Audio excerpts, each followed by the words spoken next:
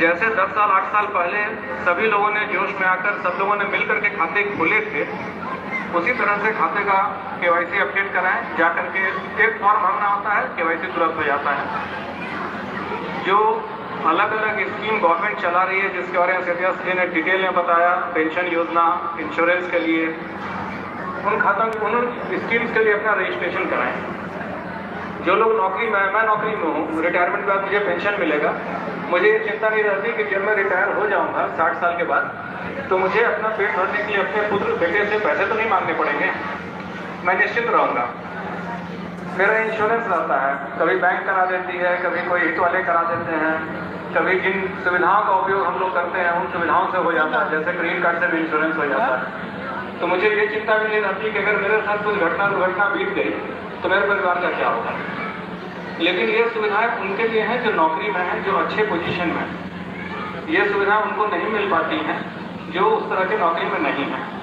तो ये सरकार का उद्देश्य है कि इन सुविधाओं का लाभ सबको मिले। आखिरकार जब बूढ़े होने के बाद किसी को पेंशन नहीं मिल रहा है, जो शारीरिक रूप से कमजोर हो जाता है, जो खुद से काम नहीं कर पाता, एक समय सबका आता है, आपका भी आएगा, मेरा भी आएगा, हर किसी का आएगा। जो हम लोग इस स्थिति में नहीं रहेंगे कि हम लोग खुद से काम करके अपना पेट भर सकें, तो हम लोग को ये लगता है कि इतनी पूरी जिंदगी काम की और सरकार ने हमारे लिए कुछ किया ही नहीं, हम इतना टैक्स देते हैं, क्यों देते हैं। इनका इन उद्देश्य इन सारे तरह की स्कीम्स का, योजनाओं का मुख्य एक ही है कि जिन लोगों को इसकी सुविधा नहीं मिल पाती है वो भी इसका फायदा उठा पाए।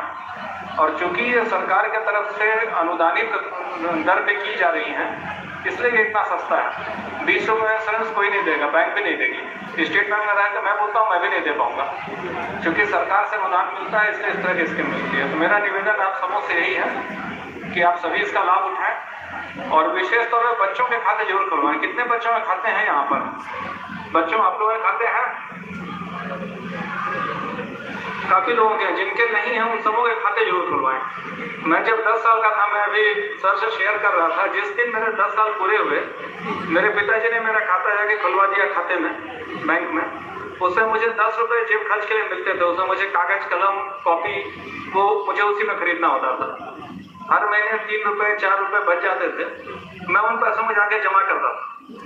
और जब मेरी स्टेट बैंक में नौकरी हुई तो मैंने जाके बताया कि मैं आप ही के बैंक को ज्वाइन कर रहा हूँ। उस समय मेरे खाते में 13 साल की जमा पूंजी थी, 1548 रुपये, मुझे आज भी याद है। और खाते का नंबर भी था 1548, 1548।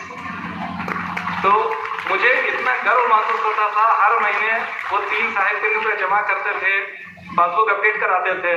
मुझे इतना गर्व महसूस होता क्योंकि वो पैसे मेरे हैं।